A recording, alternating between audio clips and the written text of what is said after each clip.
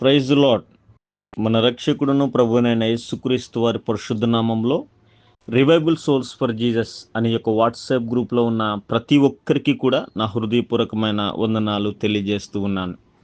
అందరూ బాగున్నారా?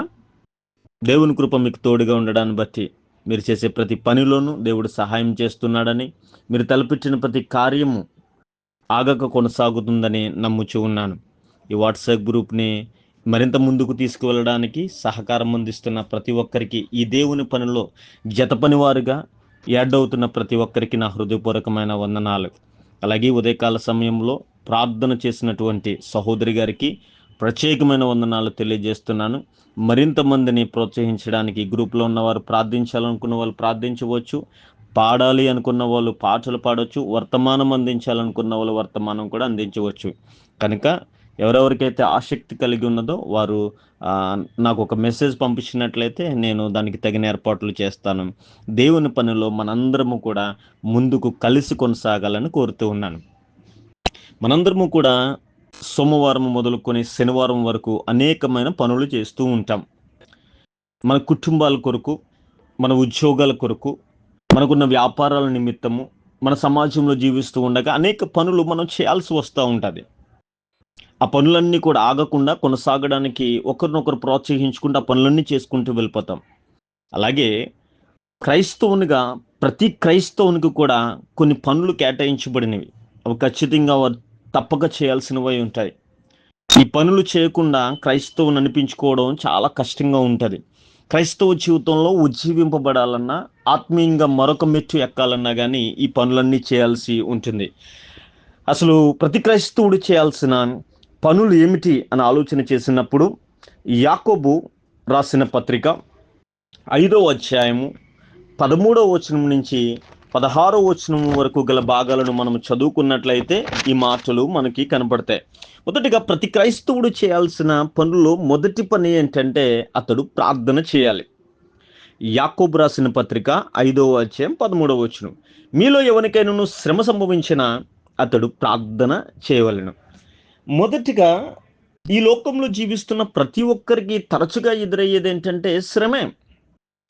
ఇప్పుడు కూడా శ్రమ లేని క్రైస్తవుని మనం చూడం. ఈ యాకోబు తన పత్రికను రాస్తున్నప్పుడు అనేక సార్లు ఈ పరిస్థితిని వివరిస్తూ ఉంటాడు.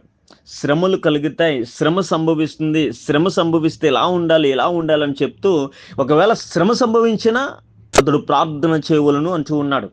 ఆదిమ సంఘము అనేకమైన శ్రమల మార్గముల గుండా వెళ్తూ ఉండేది. క్రైస్తవ సంఘం అనేకమైన ఇబ్బందులు పడుచూ ఉండేది. క్రైస్తవులను అనేక మంది హింసిస్తూ ఉండేవారు. వీరు ఈ రీతిగా హింసించబడుతూ శ్రమ పడుతూ ఉండగా దేవుడు వారికి తన యొక్క శిష్యుల ద్వారా, తన యొక్క సేవకుల ద్వారా సెలవిచ్చిన మాట ఏంటంటే, మీకు శ్రమ సంభవించిందా, మీరు ప్రార్థన చేయవలను అనే మాటను రాస్తున్నాడు.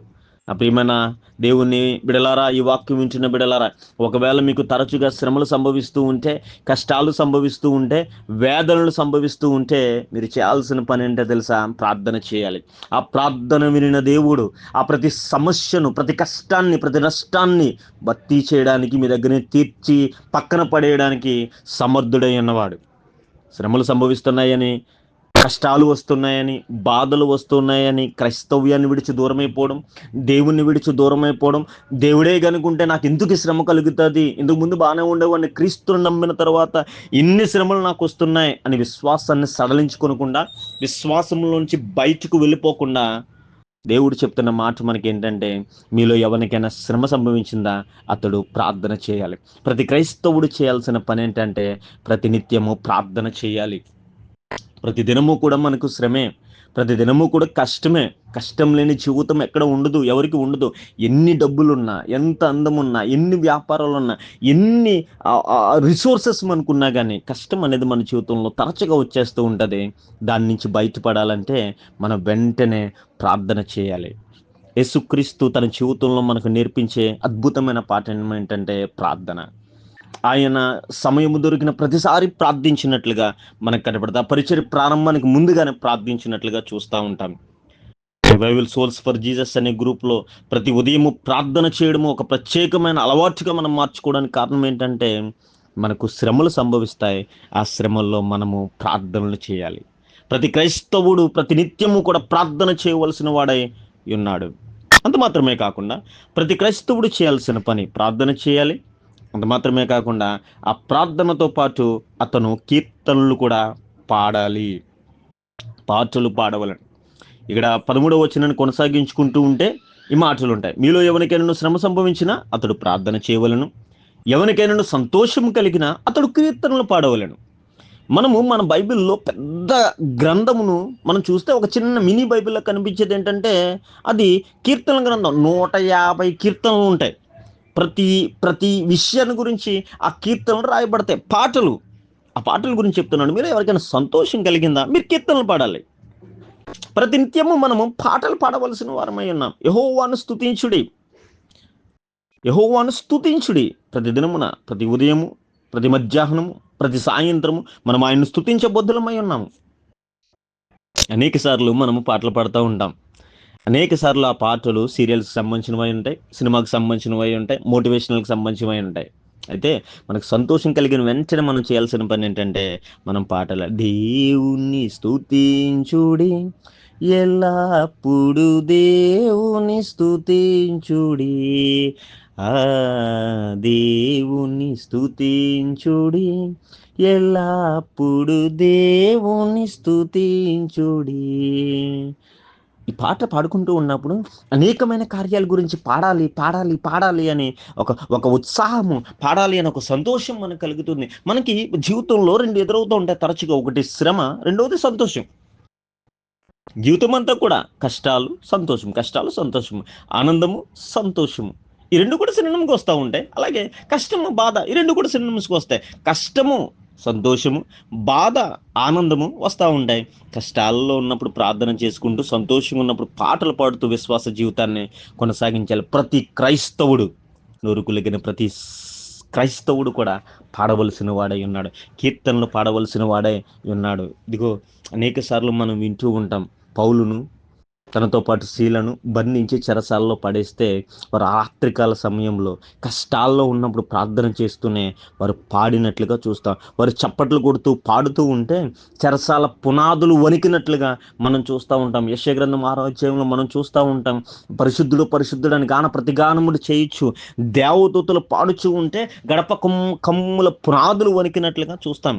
పాటలకు శక్తి ఉంది, పాటలకు బలం ఉంది, పాటలకు గొప్ప శక్తిని దేవుడు దయచేశాడు గనక మనకు సంతోషం కలిగితే మనం పాడుతూ ఉండాలి. సంతోషాన్ని ఆల్వేస్ మనము మన ఫ్రెండ్స్తో షేర్ చేసుకుంటాం, సంతోషాన్ని మనమందరము కూడా కుటుంబ సభ్యులతో షేర్ చేసుకుంటాం, సంతోషాన్ని అనేక సార్లు మరొకరితో షేర్ చేసుకోవడానికి ప్రయత్నిస్తాం. కానీ ఆ సంతోషాన్ని ఇచ్చిన దేవునికి మనము ఏం చేస్తూ ఉంటాం?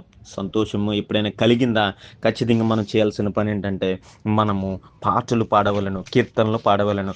మనము కష్టాల్లో ప్రార్థన చేయాలి, అలాగే సంతోషం కలిగినప్పుడు పాటలు పాడాలి. ఇక మూడవదిగా మనము మన పాపములను ఒప్పుకొనాలి.